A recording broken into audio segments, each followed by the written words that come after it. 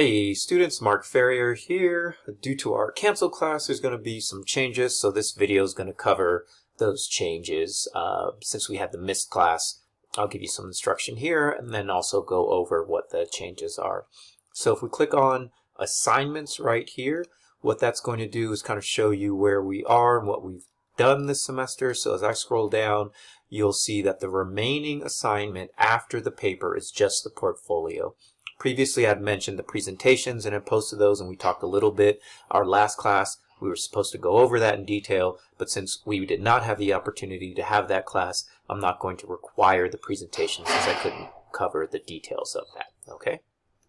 But what we do have left is this final portfolio. So just to kind of go over here in this view, in the assignments view, argumentative research essay, that one was due on the 9th. I extended the deadline. You can turn that assignment in. Let me make this a little bit bigger here for you.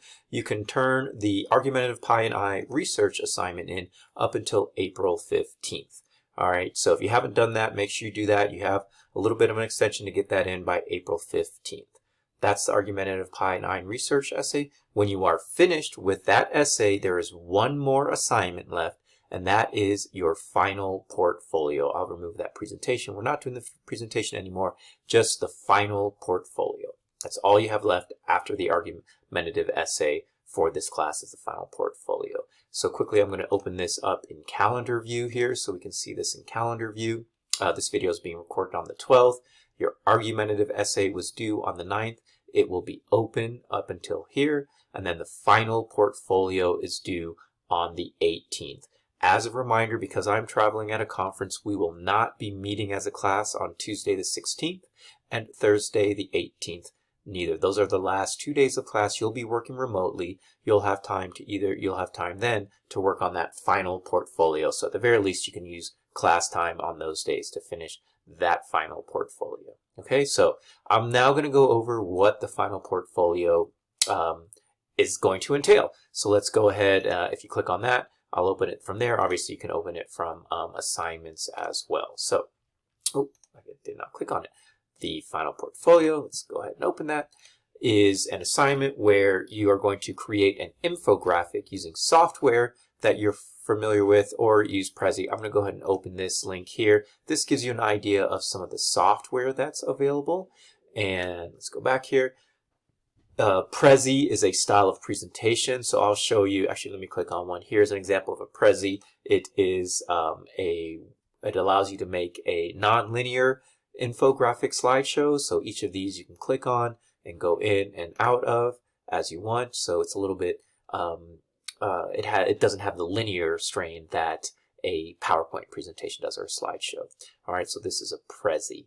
That's what we're referring to here with Prezi. I'll go into a little bit more detail in that in a moment here. But once you've chosen your software, what you want to do is know that this infographic is going to need to include and incorporate your response to the following. You need to identify your topic and debate and what your argument and call to action was. On this infographic, you need a summary of a peer-reviewed article and how it was helpful to your paper. And then you need to discuss something useful that you learned this semester and how it might help you in the future. So this can be for English 2010, or I'll accept something for Info 1010 as well.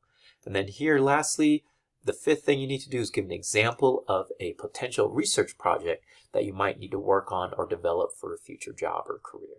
All right, so topic, debate, argument, and call to action, summary of a peer-reviewed article, something you learned, an example of a research project or argumentative, evidence-based argument that you might do in the future.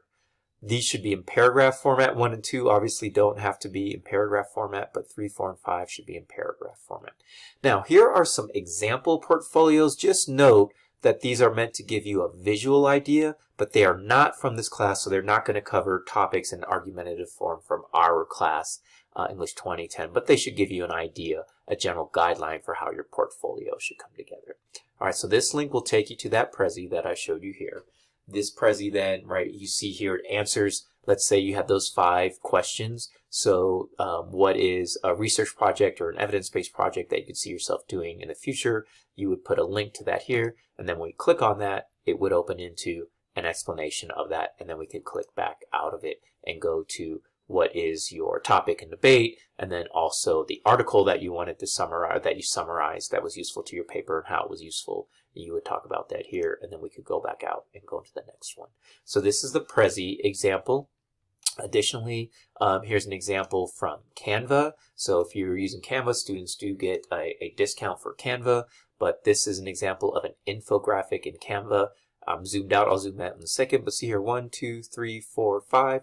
There it lists the numbers, and if we zoom in, we can read what the student wrote for each of those responses. So for each of these, you could do 3. This would, number 3 would align with your number 3, where the question is a summary of a period article. Your number 4, something useful you learned this semester and how it might help you in the future. So if you were designing your Canva, then number 3 here would be the article that you summarize and how it would be useful. Your paragraph might need to be a little longer. And then number 4 would be something you learned and will be useful, and then you'd write about that in here. And so that's the design for a Canva.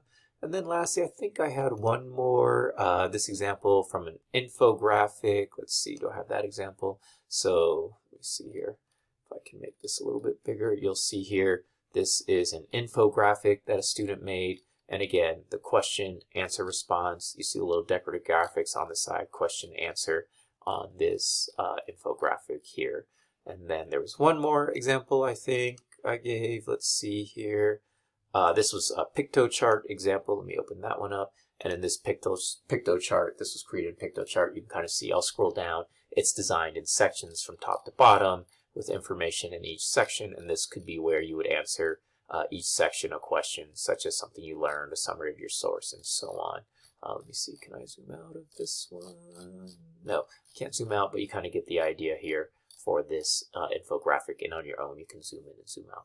All of these examples are linked to here. So just be clear here, kind of what I'm asking for is just an infographic that summarizes some of the work that you've done, and you don't need to do that presentation of it because we didn't have the class, but you do still need to have a visual representation of some of the work that you've done and how it's been or going to be useful for you. Okay, so the instructions are your Prezi or infographic should include graphic elements. You see some of those graphic elements here. Briefly, right, just some small touches, nothing major needed, but just make sure you pay a little bit of attention to the design. Right here we have some decorative graphics that deal with, right, this was a presentation on literature, so these deal with literature and learning. Yours are going to be dealing with your topic, so you should have graphic elements related to your topic. Make sure it includes your name and a title for the presentation, and your responses should be approximately 1 paragraph in length. This is about in the range of 4, probably you want to think about the paragraphs we've been working on, right? So around the 5 to 6 paragraph length. And then lastly, present the information that critically demonstrates your knowledge of the topic. So think about ways you can integrate discussion about your sources with something you learned possibly, or right, how might this help you in the future if you demonstrate that you've been paying attention. We've talked about this in classes several times, how some of the things we're learning apply outside of class. So make sure you articulate that for you personally in terms of being critical here and demonstrating the knowledge.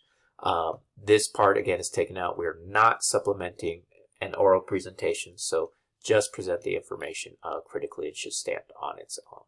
All right, so make sure you test that file. When you post here, you need to post a working file or link to the project. Make sure it's accessible. You will need to publish it or share it as a draft version depending on what software you're using.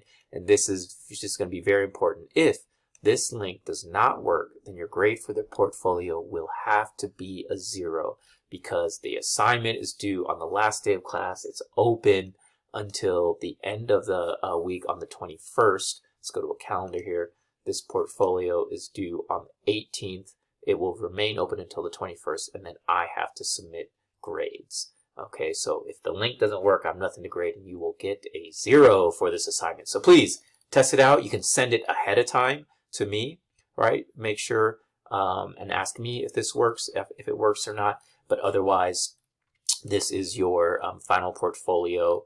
And these were the instructions that I just went over for it. And to recap, that's it for the semester. You've done your argumentative essay. They'll do the final portfolio.